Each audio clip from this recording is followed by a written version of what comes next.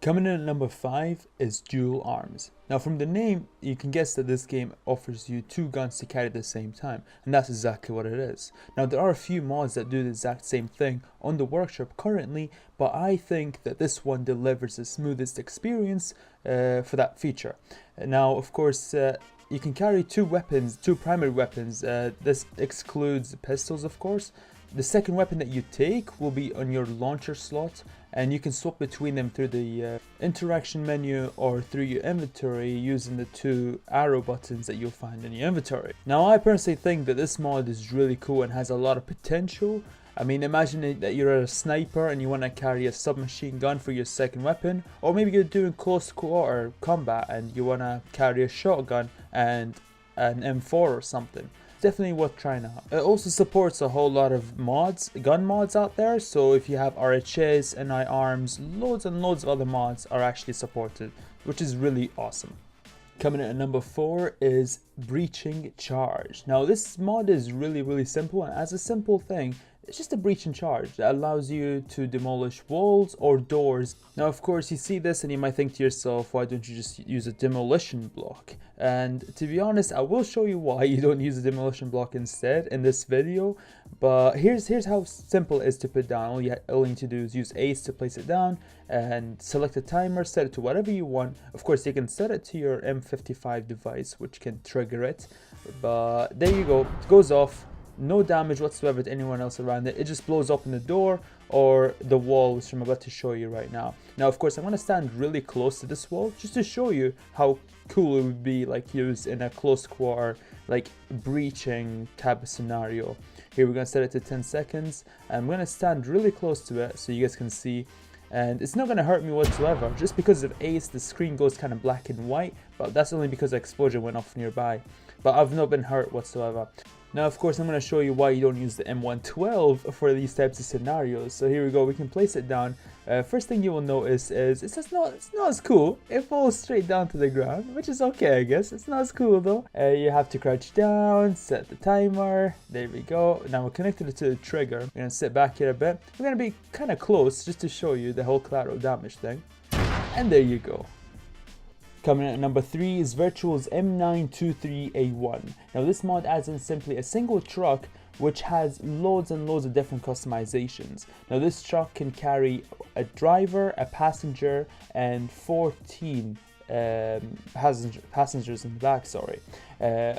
Also, if you go ahead and customize the truck, lower the sides, lower the tailgate, you can actually go ahead and carry a vehicle in the back, or even boxes if you have the box loader mode. Now this truck can carry up to 15 tons of cargo in the back. Now it's also worth noting that this truck comes in 7 different skins, from your woodland to your desert, your snow, your fire rescue. Whatever you would need is there, which is really cool honestly, because it allows for a lot of different scenarios to be done. Now I'm going to show you here on foot how to toggle everything on the truck. Here's how you toggle the sides and the tailgate over here as well. Of course this is how you want it to look like if you want to add cars or boxes to the back.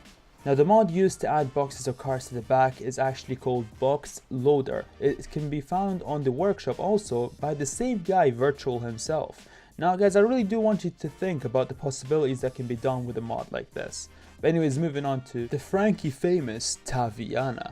Now of course this mod is absolutely beautiful. It's a huge map that runs by 24 by 24 kilometers. Now surely the map is mostly water, which is like not a bad thing because of how big the map is, but what you can find on land is absolutely breathtaking. This map is possibly one of my favorites. There's so many things to see, there's so much detail in here, but this version right here is even better because it actually has a lot of bugs fixed, it has a lot of enterable buildings. I mean, it has a prison, which is insane. So imagine doing a life game on this, like a life server on this, which would be really cool. Of course, it has a lot of other cool things to see, but I'm gonna leave that all up to you. Now guys, please do check this map out. Playing Exile on this is absolutely awesome. Coming in at number 1 is the X66 Mammoth Tank. Now this is the perfect timing for a tank mod, since the tanks DLC is coming out on the 11th, which is literally 5 days away from the making of this video. Now this mod right here is made by GS Viper on the workshop. Now it's his first ever mod, which is really he's got it based on a tank from the game that he plays, Command and Conquer. But anyways guys, let's go ahead and test it out. So we have a twin cannon over here at the top, which is insane already.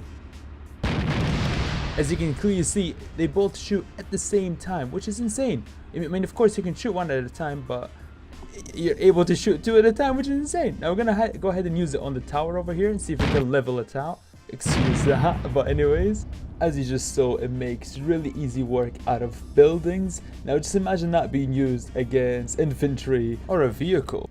Now for secondary, you have 12 guided missiles, and I'm pretty sure you already know what guided missiles are.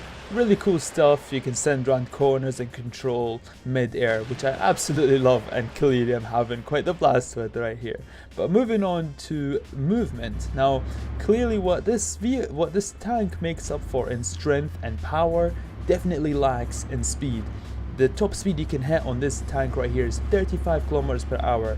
Now if you excuse my horrible driving, I'm going to go ahead and demonstrate the turning speed on this vehicle once I bust through the entrance there, or the exit I guess. Here we go, I'm going to show you some of the turning right here. It's really slow. While you're moving, it's really slow, as you'd imagine in any other tracked vehicle. But once you come to a stop, turning can be really quick. And that's that. But I'm also going to show you how this thing can just take down terrain, no problem whatsoever. It literally just goes right through these trees, which is absolutely awesome. But anyways guys, thank you so much for watching this video. I highly appreciate you sticking all the way through. I hope you enjoyed this episode. Plenty more to come for this series. But anyways guys, you have a good one, and I'll see you next time.